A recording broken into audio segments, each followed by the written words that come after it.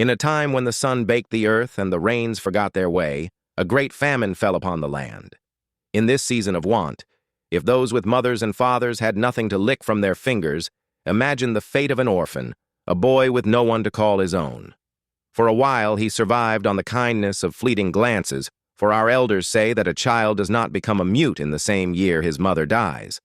But soon, the well of charity ran dry. Emptiness was his only companion. With no food, no clothes, and no roof to shield him from the stars, he decided to walk into the deep forest, to find a quiet place where death could finally embrace him. After all, when hunger and sickness are the only relatives an orphan has, death becomes his royal coronation. He walked until his legs could carry him no more and slumped at the foot of a giant iroko tree, waiting for his end. As twilight painted the sky in shades of purple and orange, a bird of breathtaking beauty descended upon a nearby branch. Its feathers shimmered with all the colors of a rainbow. This was no ordinary bird. This was the spirit bird.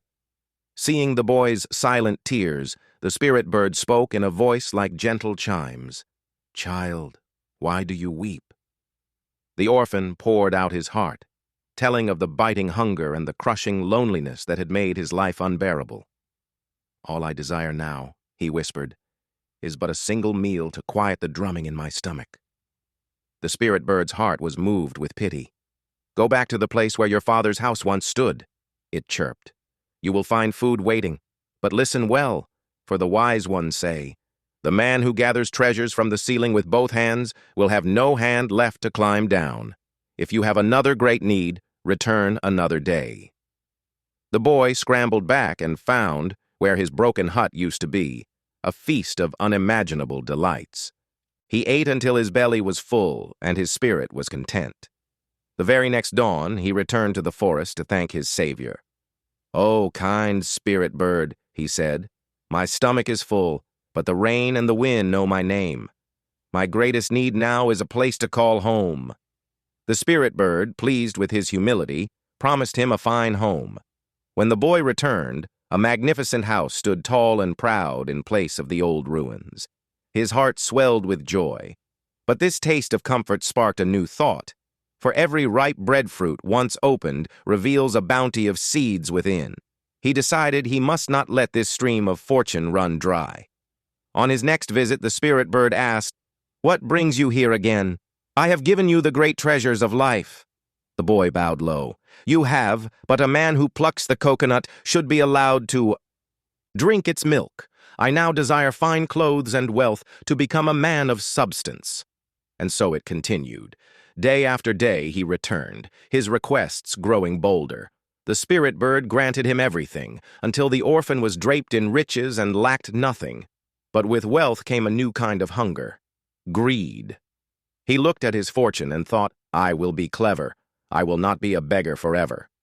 He steeled his heart and said to himself, "As the chicken says, rather than fail to get what I seek from the palm's crown, let its thorns blind my eyes." On the 7th day, he went back to the forest, his mind set on his greatest prize. He thanked the spirit bird profusely. "You saved me," he said, "for the monkey does not understand the danger of the ground until the day it falls into a pit. My life is perfect, but today is for the journey, and tomorrow is for the telling of the tale." As the spirit bird prepared to leave, the boy stopped it. "Forgive me, great one, for one last request. It is a burden to leave my vast wealth each time I come to this dangerous forest, and a greater burden still are the many people who now come to beg from me. A youth who is not killed by work, our elders say, will be killed by feasting. I do not wish to trouble you for every little thing." The spirit bird listened patiently, its ancient eyes seeing the darkness blooming in the boy's heart. Finally, he made his plea. "Grant me the power that you have," he said, his voice trembling with false humility. "Give me your magic, so that I may help myself and others, and never have to bother you again." There was a long silence. Then the spirit bird spoke. "What you ask is a heavy thing, but because you have suffered so much, it shall be done. Go home. Your wish is granted." The boy's heart exploded with triumph. He had tricked the spirit. The power was his. He ran home, his mind racing with plans, a god in his own eyes. But when he reached the clearing, his heart turned to ice. The magnificent house was gone, the chests of gold were gone, the fine clothes had vanished.